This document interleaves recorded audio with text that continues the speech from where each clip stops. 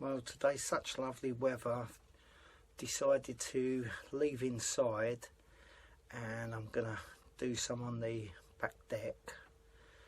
A bit of the seating area because I've ordered a new canopy, so that seating area's got to be done because I want to bend the wood round, because before it just went to a point and it was making holes in the canopy. So I want to try and flex wood round it and somehow fiberglass it in so it's all curved off. But that will obviously have to be done before they come and measure the boat and pan it, I think it's called. I don't know why. But I'll get on and do some of that. And don't forget, you can like, subscribe. I'm on Instagram as well now if you'd like to just see some pictures as I'm going along. Because I've got lots of pictures what I obviously don't put on here. I've started some work on the back deck, the seating area. I've just got that bit wedged in place for now. I'm not really too sure how to fix the top. Put a button on here. I've got to get something at the back here to fix it. I'm not really sure how yet. So I've obviously got to leave a cut out for that, for the engine. I've been trying to figure out how to fix this top. At the minute I've just got it wedged there. I've now decided I've lifted the back. I'm going to put curved corners in, because before that was done to a point over here and the same over there, which made a hole in the canvas to a point. So I'm going to round that off and then I'm going to fiberglass it. So I'll put a bit of wood to make a mould around it, then fiberglass over the top of it. And down the front here I'll cut doors in once I've got that ready. So I've just put, I don't know if you can see that, a couple of screws in it just to hold it there for now, because eventually I'll just do it with the nail gun. Well, this is as far as I've got today. Got that in, got the top on. I've made a curved corner around there, which curves around now, so it stopped making holes in the canopy. I will fiberglass this. I have to do down here as well. This side, I'm thinking of cutting it here now, going along and cutting it up like that somehow before I fiberglass that in, just to make like an armrest that is a bit lower, so if you are on the back you can rest your head on it. That's obviously too high now. This is flexi ply they call it. I've never used it before. It's 8mm thick and it actually bends, which is quite good. Makes life a lot easier to make a form up and just bend it round. Like I was saying, I got this back in, got a bit of a shape to it, and this one I wanted to cut round somehow. So this side I've just given it a go and it's come out pretty well. I've rounded it up there and just across the top. By the time we get that fiberglassed in, it should be okay. To round this off, I've just used a saucepan lid. Put one big one in here, well, round that way, then up here I've just used, like that, some masking tape. Roll the tape and the saucepan lid. So something for you to think about if you want to make round corners. Now we know it all fits properly, I'll take it all out again and get it all ready to fit properly. That's the only problem with doing a lot of this stuff. You have to fix it all temporary like that. Just fell out, that goes in there. Fix it temporary, then take it all out again to fix it properly. But it's better to have a dry run than get it wrong, because if you start fixing that, fiberglassing it, and it doesn't work, then you're just a long way from home. I've taken this back deck out. I've just got it all fixed in place now, and I'm just about to put some resin over the top of it, just to go into, so it can soak into the wood, because you obviously can't fiberglass it if you don't. It will just, when you try and fiberglass it, it will just soak up the resin, and basically you'll be putting dry fiberglass on. So you've got to seal the wood before you can do anything. So I'm just going to get a coat or two on it today. I've started fiberglassing this mould. Bit of dust there. Just got a little bit in. I know you can't see it very well. Just bits into, so that I can get these screws out. But hopefully that's going to work. I'll get some more on in a bit. Give this a little bit to go off. See it a bit there.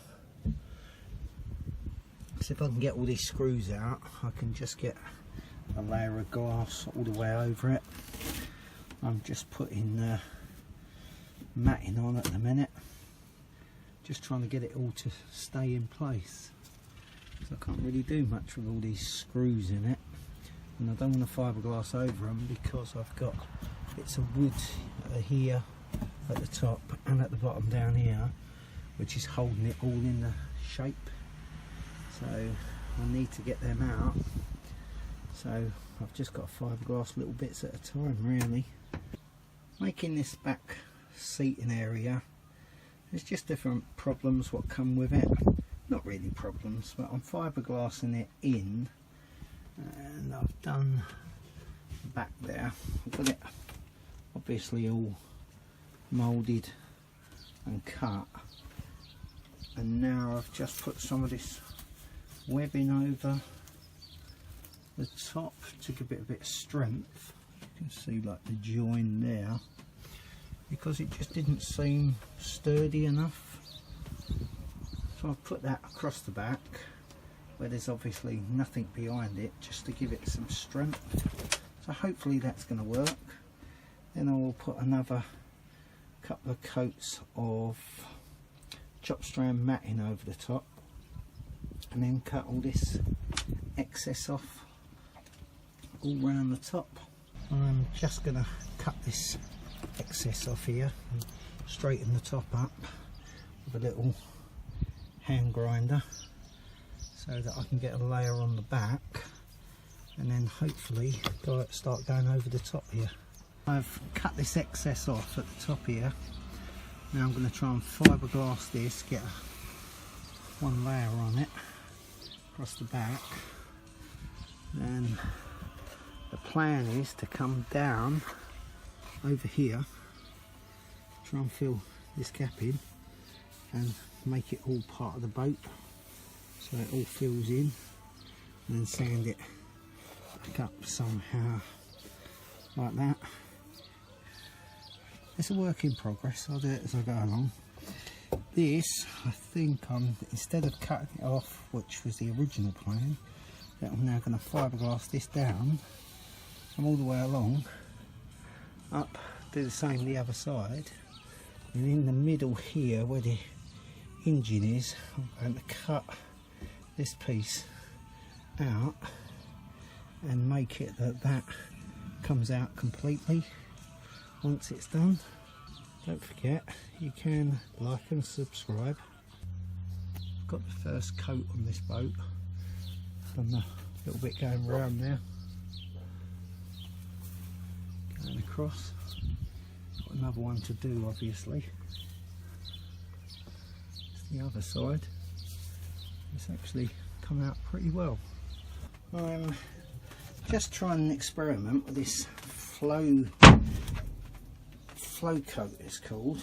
And now I've put this flow coat on, and it does go really, really hard.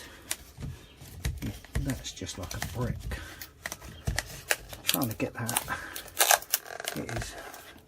I think it's actually seems stronger than the resin itself. So, I mean, the flow coat seems good, but like I said, I can't find much on it.